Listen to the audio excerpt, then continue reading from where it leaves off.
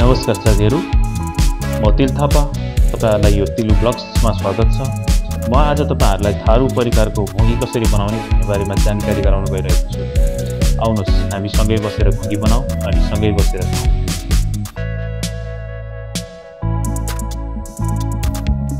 घुँगीको परिकार बनाउनको लागि सर्वप्रथम त हामीले घुँगीलाई राम्रोसँग सफा गर्नुपर्छ अनि यसको यो जुन तलको भाग हुन्छ, यो पुट्ठाको भाग, यसलाई चाहिँ हामीले हल्का काटेर यसलाई चाहिँ यो पछि खाने बेलामा सजिलो होस् भनेर यसको तलपट्टिको भाग चाहिँ हामीले काटेर हल्का खुला गर्नुपर्छ।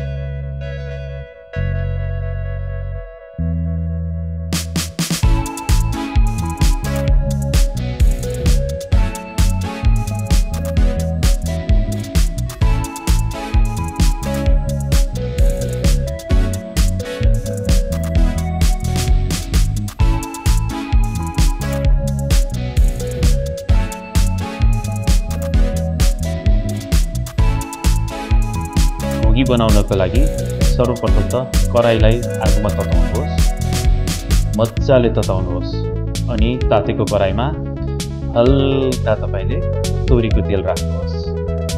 तपाईको घुँगी कति छ, घुँगीलाई कति आवश्यक पर्छ त्यो हेरेर तपाईले तोरीको तेल खन्याउनुहोस्।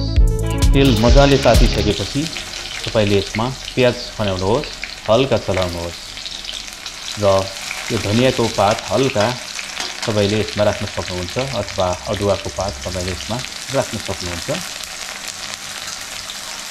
त्यसपछि तपाईले जुन काटेको यो अदुवाको पेस्ट छ, यो लसुन र अदुवाको paste, garlic and ginger paste, यसलाई चाहिँ यसमा खन्याउनुहोस् र मजाले चलाउनुहोस्।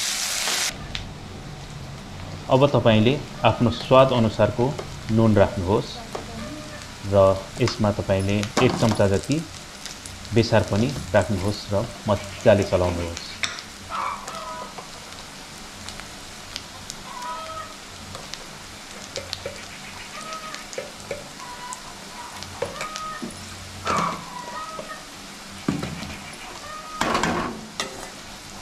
अदुवा र लसुनको पेस्ट अनि यो प्याज जब रातो रातो देखिन्छ अनि तपाईले यसमाथि टमाटर खन्याउनुहोस् र मजाले चलाउनुहोस्।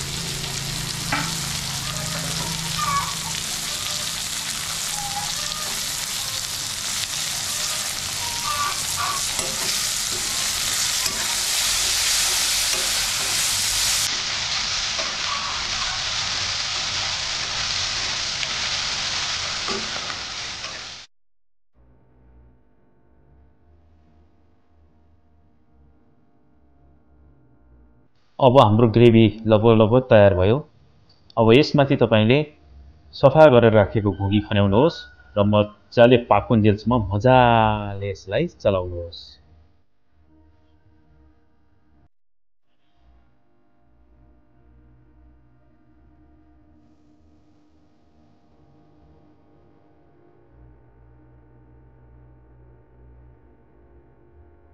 जब घुँगी पाक्छ अनि यसमा धनिया र जिराको धुलो बनाएर राखेको जुन पेस्ट छ यसलाई यहाँ खनाउनुहोस् र फेरि मजाले चलाउनुहोस्।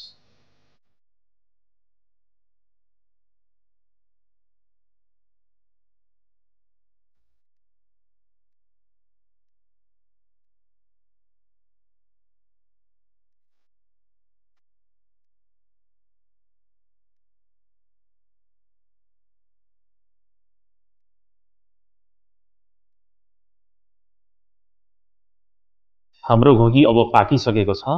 अब यो पाकेको घुँगीमा तपाईलाई आवश्यकता अनुसारको यसमा हल्का पानी थप्नुहोस् र यसलाई केही छिन उम्लिन छोड्नुहोस्।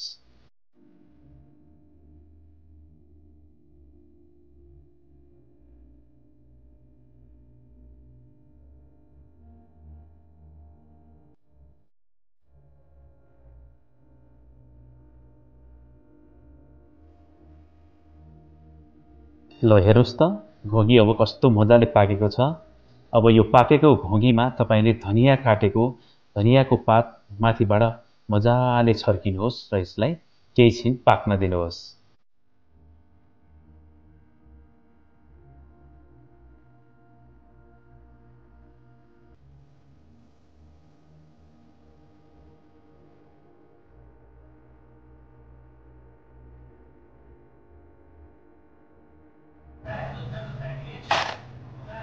ल हेर्नुहोस् त थारु परिकारको घोगी तयार भइसकेको छ। यसरी हामीले घरैमा पनि थारु परिकारको घोगी आफैले पनि बनाएर खान सक्छौँ। यहाँसम्म आएर मेरो भिडियो हेरिदिनु भएकोमा धेरै धेरै धन्यवाद। यदि तपाईँहरूले मेरो च्यानललाई सब्सक्राइब गर्नुभएको छैन भने कृपया सब्सक्राइब गरिदिनु होला र यदि सब्सक्राइब गरिसक्नु भएको छ भने आजको यो घोगीको परिकारको भिडियो कस्तो लाग्यो त कमेन्ट लाइक सेयर गर्न नभुल्नु होला भन्दै आजको यो घोगीको एपिसोडबाट म बिदा चाहन्छु। धन्यवाद।